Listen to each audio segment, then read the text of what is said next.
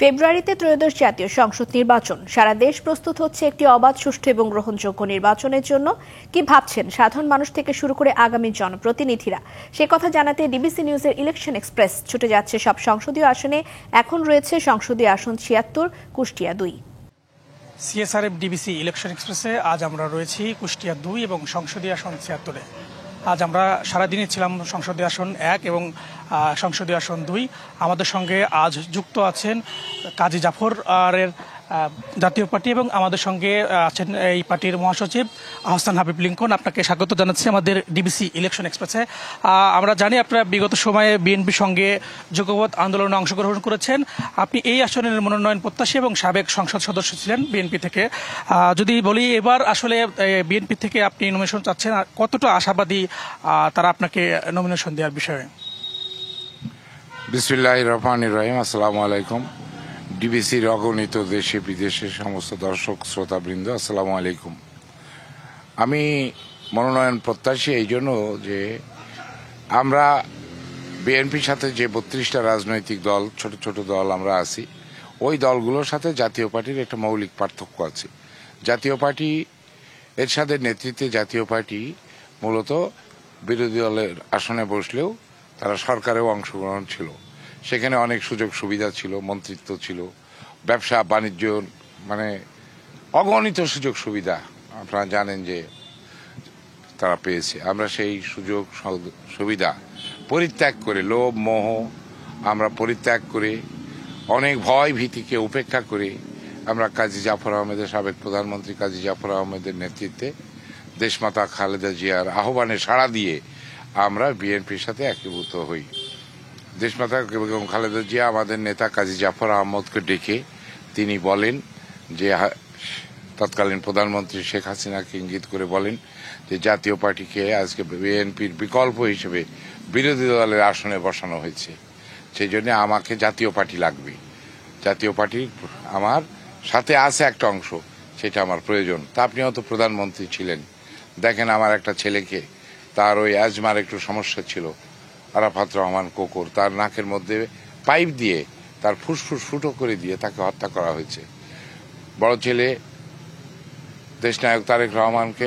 আমি যদি জানতে চাই যে আমরা দেখেছি কুষ্টিয়া, ভেড়ামেরা এবং মিরপুর নিয়ে এই আসনটা আপনাদের, এই ২ আসন, এবং এখানে ব্যাপক সম্ভাবনা রয়েছে, পাশাপাশি সেচ প্রকল্প রয়েছে, কিন্তু এই প্রকল্পগুলো অনেক সময় বন্ধ থাকে। ওইটা শেষ করে নেই। সেই আহ্বানে সাড়া দিয়ে, যেহেতু আমি পার্টির মহাসচিব, আমরা আহ্বানে সাড়া দিয়ে বিএনপির সাথে এসেছিলাম। তো বিএনপির সাথে আসার পর আমরা প্রতিশোধের আগুনে হই, বারবার কারা নির্যাতিত হই, রিমান্ডে নিয়ে আমাকে ইলেকট্রিক শক পর্যন্ত দেওয়া হয়েছে, শুধু ম্যাডামকে ম্যাডাম বলার কারণে। আমাকে জিজ্ঞেস করছে যে আপনি ওখানে গেলেন কেন?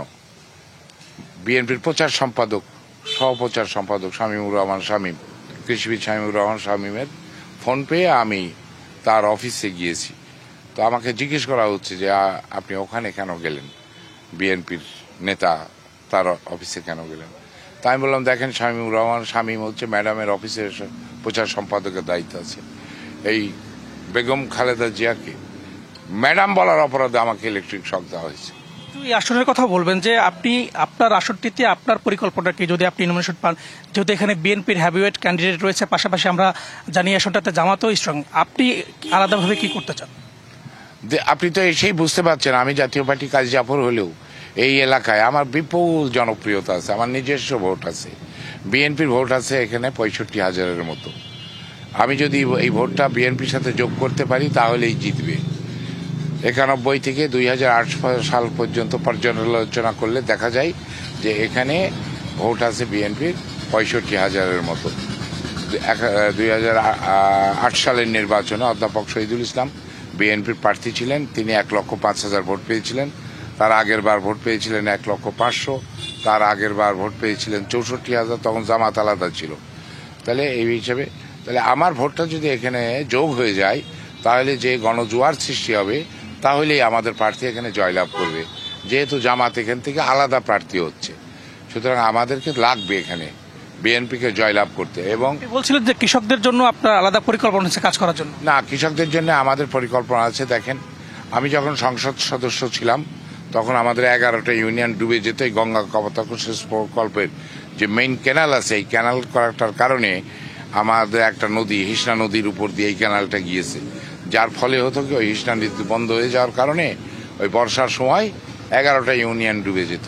আমি সেই সমস্যার সমাধান করেছি। বিএনপি যদি আমাকে মনোনীত করে তাহলে আমি সর্বাগ্রে শহীদ প্রেসিডেন্ট জিয়াউর রহমান এখানে গঙ্গা ব্যারেজের ভিত্তিপ্রস্তর স্থাপন করে গিয়েছিলেন। শহীদ জিয়ার সেই স্বপ্ন বাস্তবায়নের জন্য আমি এখানে গঙ্গা ব্যারেজ করার জন্য আমি জাতীয় সংসদে আমি সর্বশক্তি দিয়ে আমি যুদ্ধ করব এবং আমার এলাকার না, গঙ্গা ব্যারেজ হবে বাংলাদেশের। ধন্যবাদ আমার সাথে সঙ্গে যুক্ত থাকার জন্য। আমরা এখন কথা বলছিলাম কুষ্টিয়া 2 আসনের কাজী জাফর মনোনীত যে জাতীয় পার্টি সেই প্রার্থীর সঙ্গে। তিনি বলছিলেন তার আসনের কথা এবং কেন আসলে তাকে বিএনপি থেকে মনোনয়ন দেওয়া উচিত সেই বিষয়ে কথা বলছিলেন। আমরা পরবর্তীতে 7টায় আবার আপনাদের সঙ্গে যুক্ত হব, তখন আমাদের সঙ্গে অন্য প্রার্থীও যুক্ত থাকবে।